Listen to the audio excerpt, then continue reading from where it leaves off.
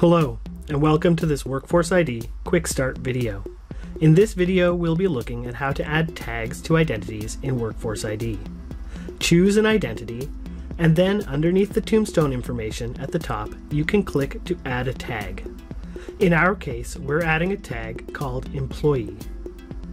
Be sure to save the identity, and now the tag has been added successfully.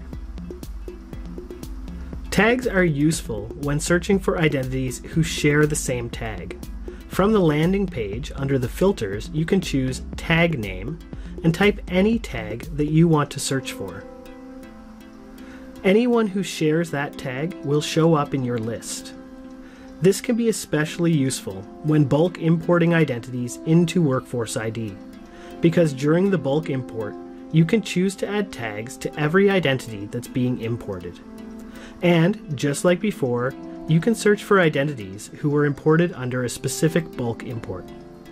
This should be all you need to know to add tags to identities in Workforce ID.